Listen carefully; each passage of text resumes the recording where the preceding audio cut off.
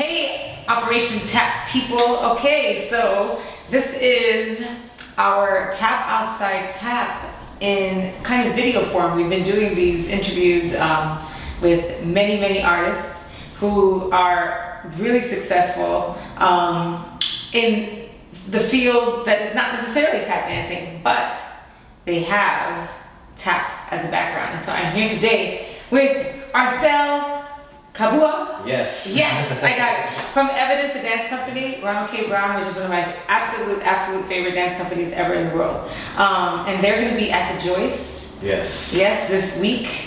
Would you like to tell them? Yes, the Joyce Theater in Chelsea, Manhattan.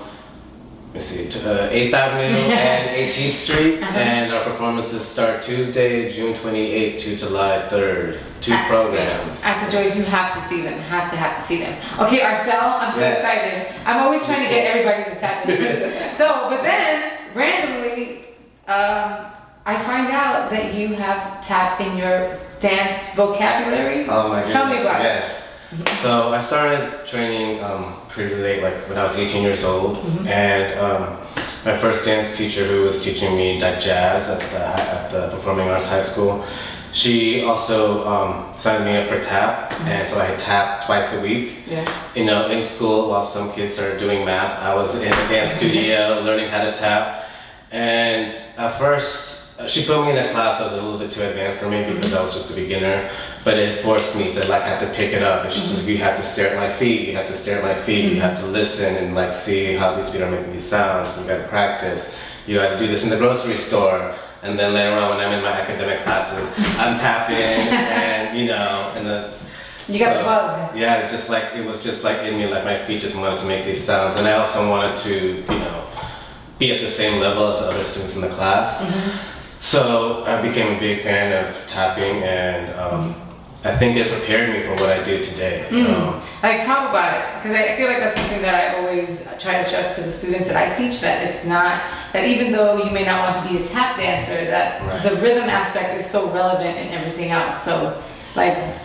Right, so like what my dance teacher says, you know, and I use this too when I teach wherever I am, like you have to watch the feet first, you know, the rhythm is in the feet, you know, it's like if the music were to cut off, we need to be able to hear the music with just watching you dance in the silence. And with Ron's work, it's, you know, traditional African dance from the diaspora, and so all this dance is all about the rhythm. You know, most of these dances are done barefooted, it's done to drums, and so the rhythm in the feet are the most important thing. I think when I started working with Ron, and the way he choreographs, he's just going, and it's like sometimes we're a little overwhelmed, like, what is that? What is he doing? Then I just had to chime in to like get the feet first. And even like working with the Ailey company or working with college students, I say the same thing, like, you guys look at Ron's feet first, you know, because then you can get the rhythm. Once you get the rhythm, that'll flow through the body, you can get the torso, you can get the arms later, but the feet are the most important thing. And I think tap is a great way to start dancing because it really focuses on the feet. Yeah, I love that. Because I actually like, I'm doing this performance in July 16th at City Center, where I'm actually like doing jazz. Like the from a chorus line, I know. And so I mean, I was so overwhelmed in that rehearsal because, you know, it's not my, like, I'm a tap dancer, like that's what I do. But that first thing that I was doing was focusing on the footwork, and I didn't want to talk about what was happening from the waist up until I understood what was happening down there.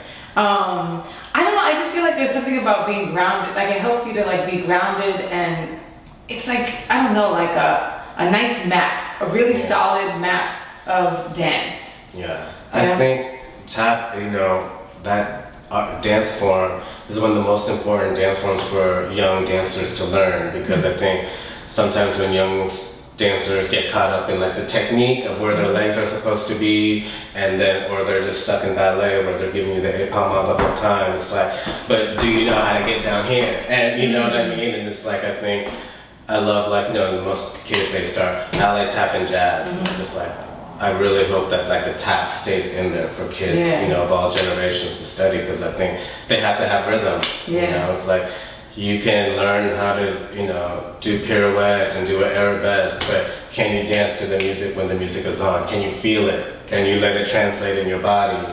Can you move your feet to it? You know, that's what tap is. Can you come on tour with me? Where I go?